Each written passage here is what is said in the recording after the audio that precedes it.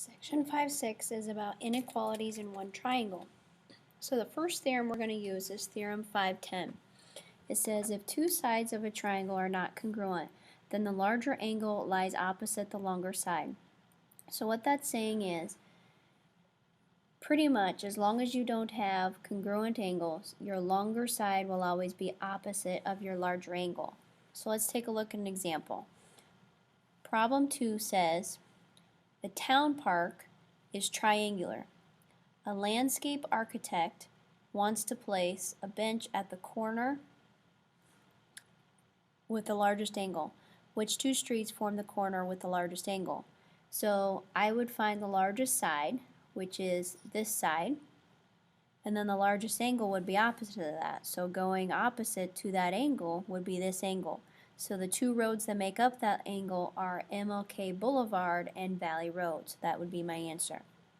Pause the video and try the got it question. In the got it question, you're trying to find the second largest angle. So I'm finding the second largest side, which is this side here. So going opposite of that for this angle here, I would be using Hollingsworth Road and MLK Boulevard. Okay, theorem 5.11. Very similar to the last. It says if two angles of a triangle are not congruent, then the longer side lies opposite the larger angle. So again, I have two angles that aren't congruent, so therefore the longer side is going to be opposite the larger angle. It's kind of like the converse of what we just got done discussing. So let's take a look at this example up here at the top. It says, which choice shows the sides of the triangle in order from shortest to longest? So the first thing I look at is what are all the angles? So I see that I have angle 58, angle 62. I needed to find my third angle, so I have all three. So I went ahead and added these two and subtracted from 180, and I got 60. So now the sides that are opposite of them, I can tell which one's the biggest. So the biggest angle is 62. So that means that this side will be the biggest. The next biggest is 60, so that means UV is the second.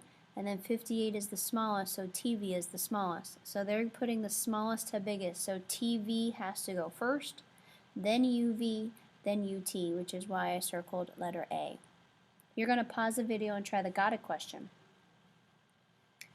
In the got it question, it gives you two angles. So I labeled those. I found my third angle, so angle X is 26.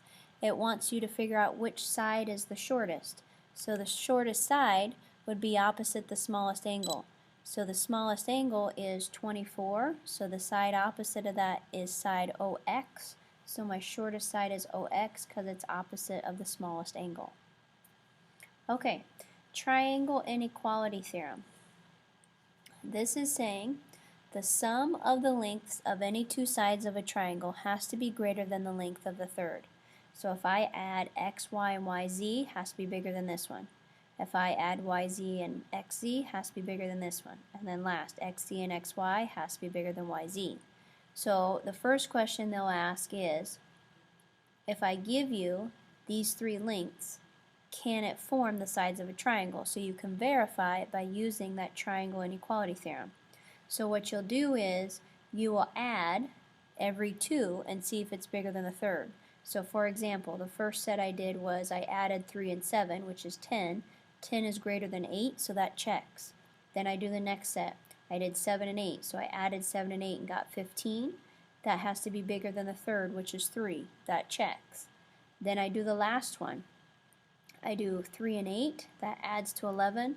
11 is bigger than 7, so since every single one checked, then I know that it is yes. So you have to check every two and make sure that when you add those, it's bigger than the third. Alright, you're going to pause the video and try letter B. So in letter B, I add 5 and 10 and I got 15.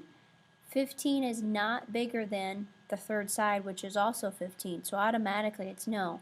But you could have checked some of the other ones, so if you added 10 and 15 and got 25 and it's not bigger than the third, which is 5, it's still no. So you don't have to check all three. If you find one of them, that is a no. The other thing you can do with that triangle inequality theorem is figure out what possible side lengths a third side can be. So ignore the first sentence because we didn't do the solve it.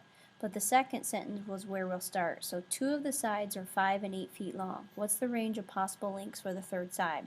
So what you'll do is you'll let x represent your third side, and then you have to write out 3 inequalities to come up with that. So just like before where we had to add 2 and let it be bigger than the third, we're going to do that same thing, but now you'll just have an x in there. So for example, if I took the first 2, I would add x and 5 and then make it greater than 8. Well, instead of adding these, since I can't, I would solve for x. So I would subtract 5 from the other side and get that x has to be greater than 3. Then I could do the next set if I wanted to. So I would do 5 and 8. I would add 5 and 8, it's greater than x. I would combine these because they're like terms, so then I would have 13 is greater than x. Now typically when you're in Algebra 1 class, we like to switch them around and have x on the left side. So I would switch it around so I have x is less than 13, so that makes more sense to me. And then my last set is when I added x and 8, and that has to be greater than 5. So then I would subtract 8 over here, but I get a -3. So anytime you end up getting a -3, we're going to throw that set out because obviously we're not going to get any side lengths that are going to end up being negative. So that's why that middle one ends up getting a big giant X. So now we end up having x greater than 3, and we also get x is less than 13. Now this is one way to write it, but I would prefer that you go ahead and write it as a compound inequality, which means we're going to put these two together. So when I say that x is greater than 3 and 13, I can say that same thing by writing it in this form. So you're going to put x in the middle. The bigger number always goes on the right side, the smaller number goes on the left side, and I always use less than symbols. So this is your inequality notation to show that it's going from 3 to 13. Alright, you're going to pause the video and try the got it question. So in the got it question, you have two lengths which are 4 and 7, and remember you're going to use x as your third. So these were my 3 that I did. So I did x plus 4 is greater than 7, so then that gives me that x has to be greater than 3. Then I did the next set where I did x plus 7 is greater than 4. That gave me a -1, so I threw that one out. And then I had 4 plus 7 greater than x, and so that means that 11 is greater than x, so then I flipped it around, which means that x has to be less than 11. And so then I put those two together. So I say that x has to be greater than 3 and x has to be less than 11. So putting those together as a compound inequality, it means that x has to be between 3 and 11.